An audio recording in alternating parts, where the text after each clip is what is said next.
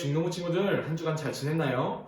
여러분, 혹시 만물의 영장이라는 말을 들어본 적 있나요? 국어사전에 보니까 이 만물의 영장이란 영묘한 힘을 가진 우두머리로 사람을 이르는 말이라고 정의를 하고 있어요. 즉, 만물의 영장은 사람이 모든 만물의 우두머리라는 거죠. 그 이유가 영묘한 힘, 이 영적인 힘을 가졌기 때문이라는 건데요. 자연계에는요, 인간보다 훨씬 더 강한 동물들이 많아요. 그에 비하면 인간은 날카로운 이빨이 있거나 빠른 다리를 가진 것도 아니고 날 수 있는 강한 날개가 달린 것도 아니죠. 인간은 걷기 위해서 적어도 1년이라는 시간이 필요하고요. 혼자서 생존할 조건을 갖추는데도 상당한 시간이 필요해요. 이렇게 자연계의 측면에서만 보면 생존하기 힘든 조건을 갖고 있는 이 인간이 모든 만물의 우두머리라는 것은 너무나 과분한 이름 같죠.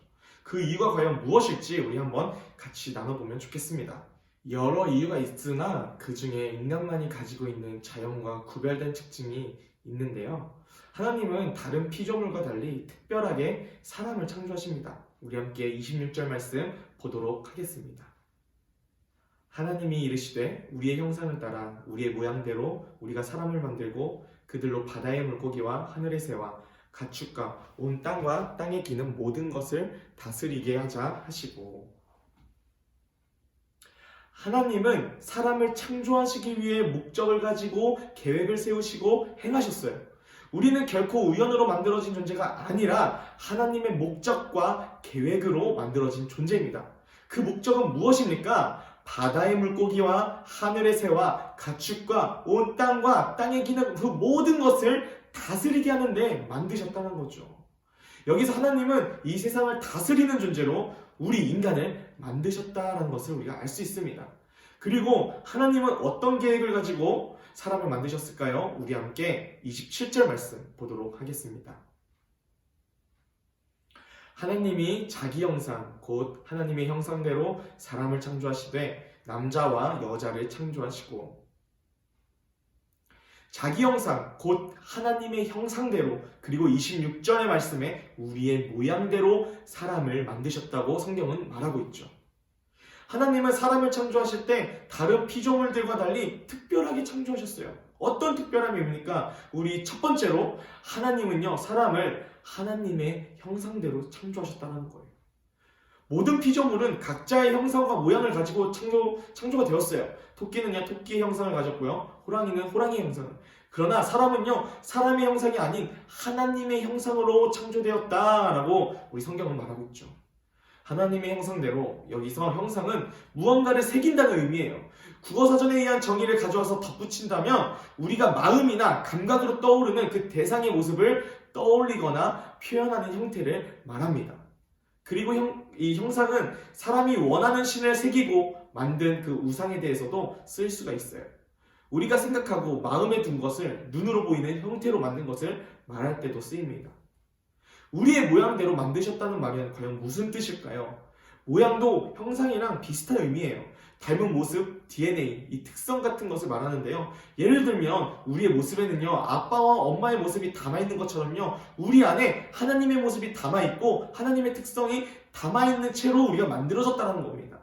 그렇다면 우리가 하나님의 형상, 그 모양으로 만들어졌다는 것은 우리의 겉모습이 하나님을 닮았다는 것을 말하는 걸까요? 아니에요.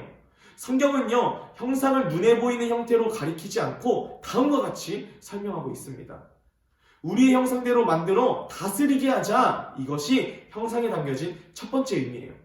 하나님의 형상으로 창조된 인간은요, 하나님에게 중요한 사명을 받았죠. 이것을 문화명령이라고 합니다. 하나님의 형상을 받은 인간은요, 주인의 뜻대로 관리하는 이 위탁관리인인 청지기로서 세상을 돌보고 사랑하고 섬기는 역할을 하여야 하는 그런 존재로 만들어졌다는 거죠. 그것을 다스리라 라는 명령이 담겨져 있어요. 그런데 사람은 세상을 다스릴 때 자신의 뜻과 마음대로 다스려서는 안 돼요. 왜냐하면 하나님의 형상을 닮았기 때문이죠. 세상을 섬길 때 하나님의 마음과 생각을 따라 순종하며 섬겨야 해요. 또한 성경은요, 하나님이 자기 형상대로 사람을 창조하셨는데 남자와 여자를 창조하셨다라고 말합니다. 이 말은요, 하나님이 사람에게 주신 그 문화명령은 남자와 여자 모두에게 주셨다는 말이죠. 당시 유대 문화에서는요, 이해할 수 없는 말이었어요. 당시 유대인들의 생각에는요, 신의 형상을 닮았다라고 생각하면 남자만을 떠올렸습니다. 그런데 하나님은요, 당신의 형상대로 남자와 여자를 만드셨죠. 이것은요, 남자와 여자 모두에게 하나님의 차별 없는 사랑과 세상을 향한 섬김의 그 명령이 주어졌다는 거죠. 역할만 다르지 하나님은 남자와 여자를 동등한 가치로 만드셨다는 거죠. 또한 남자와 여자로 창조되었다는 것은요, 하나님의 형상이 가진 관계성을 보여줍니다. 삼위 하나님이 서로를 너무 사랑해서 하나이신 것처럼 남자와 여자도 하나됨을 이루어야 한다는 거죠. 예수님께서 제자들을 위해 기도하신 내용을 보면요, 이 부분을 두고 기도하셨다는 것을 우리가 볼 수 있는데요. 우리 한번 요한복음 17장 21절 말씀을 같이 보도록 하겠습니다.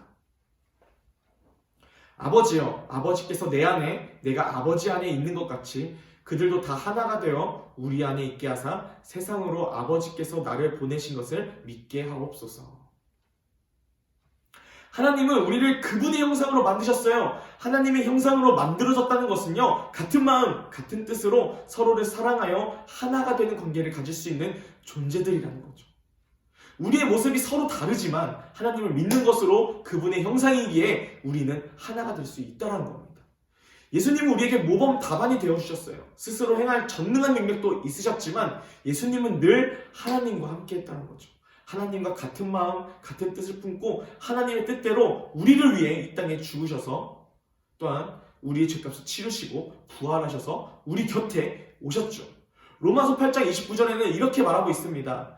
하나님이 미리 아신 자들을 또한 그 아들의 형상을 본받게 하기 위하여 미리 정하셨으니 이는 그로 많은 형제 중에서 맏아들이 되게 하려 하심이니라.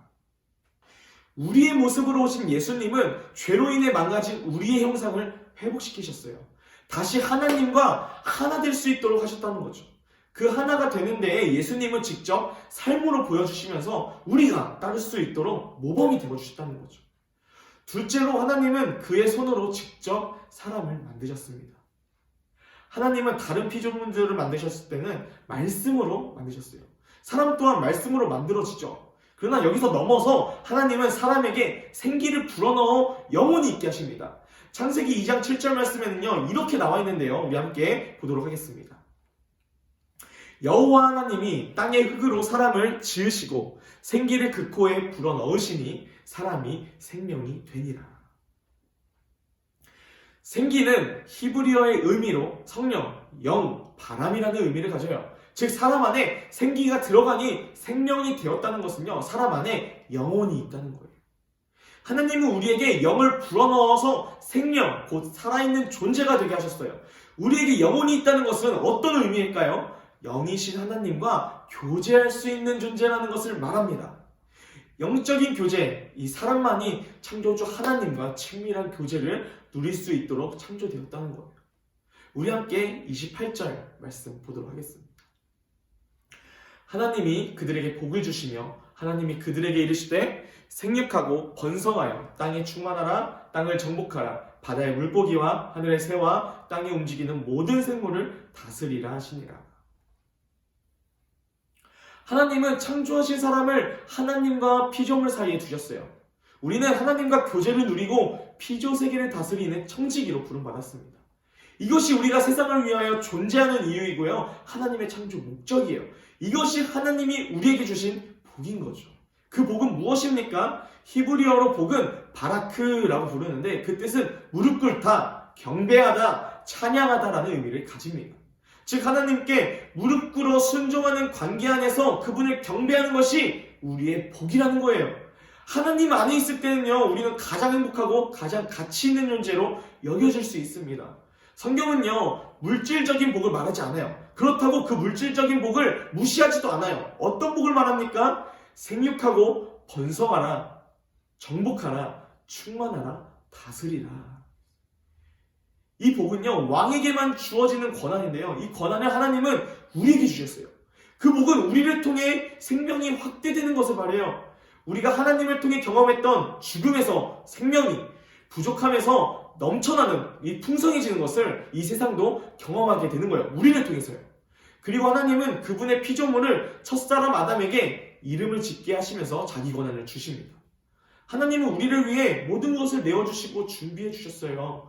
그리고 우리를 영적 존재로 만드셔서 하나님을 알게 하셨고요. 하나님과 교제할 수 있는 유일한 피조물로 우리를 창조하십니다. 이것이 우리의 특별함이에요. 사랑하는 여러분, 우리는 이 세상을 만드신 하나님이 계획하시고 목적대로 만든 귀한 존재입니다. 다른 사람의 평가나 태도, 내가 내 자신을 평가하는 것이 우리 자신이 누구인지를 말해주는 것이 아니라 하나님이 우리가 누구인지를 말씀해 주셔요.